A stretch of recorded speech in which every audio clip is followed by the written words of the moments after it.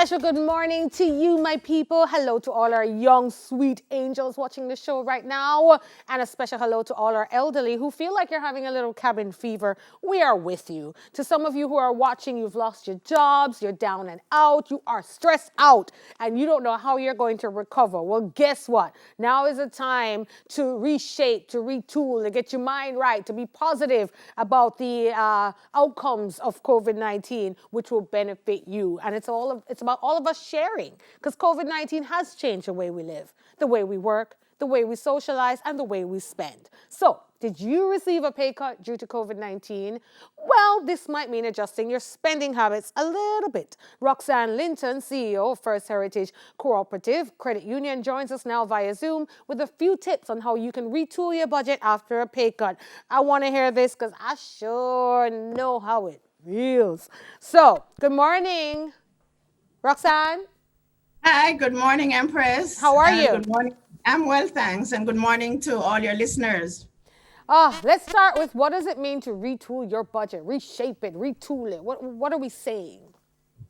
Well, the fact of the matter is that our finances, like everything else in life, goes through its ups and its downs, its ebbs and flows. And so when there's a period of change, you have to look back at your finances. And that's what we're talking about today. How do we revise our budget if there is a change, such as a pay cut? Well, And the fact of the matter is, COVID-19 has been just a significant change for all of us, unprecedented times.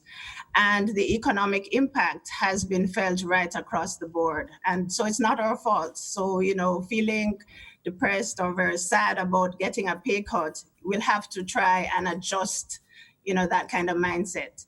you So know, one of the first things to do. I want to just start there with, it's not our fault. However, in forecasting the future, in forecast of this ever happening again, right? What are we supposed to do to prepare? You understand? Like, Right. how much are we supposed to have in the kitty? What do we need to do in case this ever happens again, so we won't feel the pay cut so hard? So one of the good tools that you should have in your toolkit is building an emergency fund. So having savings, the rule of thumb is about 3 to 6 months, if you can. Have that amount of money put aside to be able to help you get through a period of reduced income.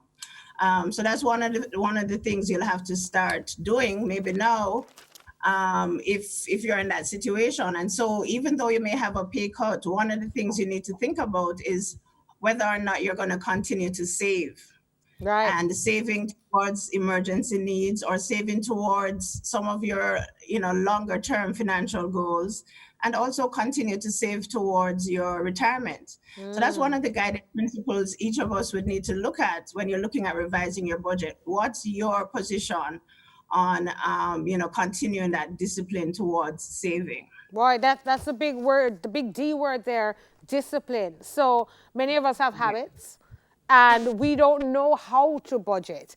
And some of us are getting irregular pay each month.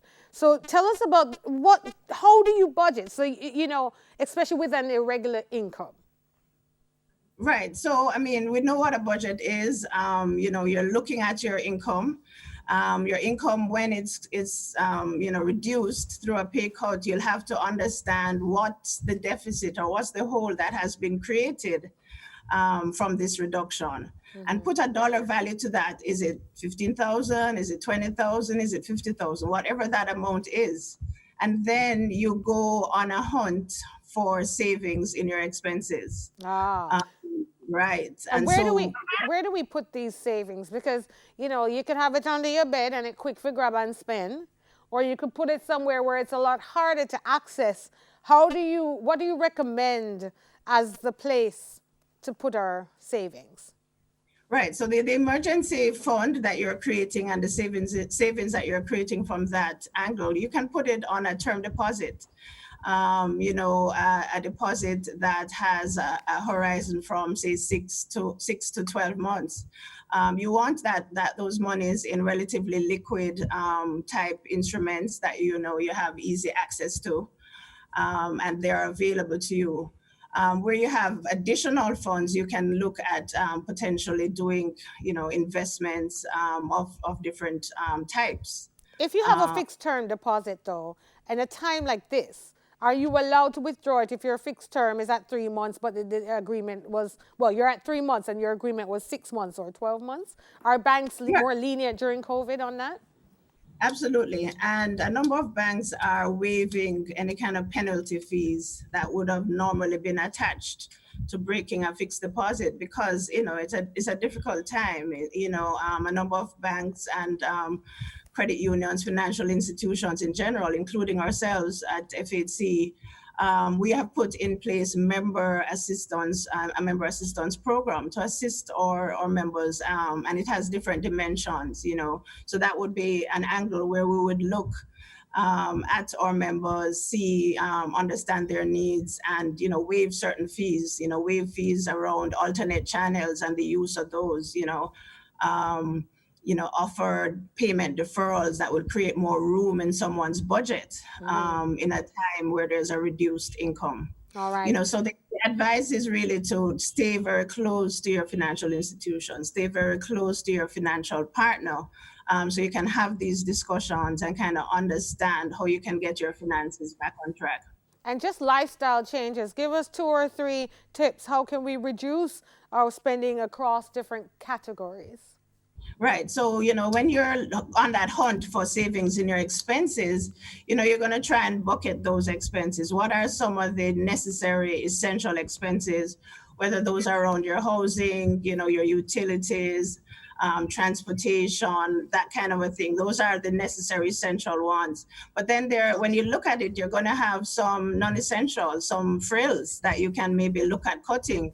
So is it that, you maybe go to a local exercise area and maybe give up that gym membership for a few months? You still need to move and you still need to be healthy, but do you need to be paying a gym membership, for example? Kind of looking at your grocery bills. What foods can you maybe give up? Can you buy maybe generic brands instead of other brands? Maybe it's even an opportunity to start eating more healthily, Or you reduce those processed you said foods. you said the right thing there, Roxanne. We have to leave it there, but a great note. Eat more healthily. Also grow your own food. Right? I've Right? decided less restaurants, more wholesale buying, and me I eat a me yard, tan a me yard, and grow a me yard. I eat what me grow. Absolutely. So And stay positive.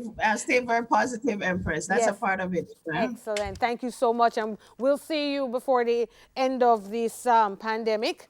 CEO, First Heritage Yeah, Cooperative wonderful. Credit Union. Contact them if you want some support, advice, or see how you can build your, what do you call it, portfolio to prepare for the future. Thank you so much, Roxanne Linton. Okay, wonderful. Thank you too. Have a great day and stay safe. Smile Jamaica continues after this break. Soon come.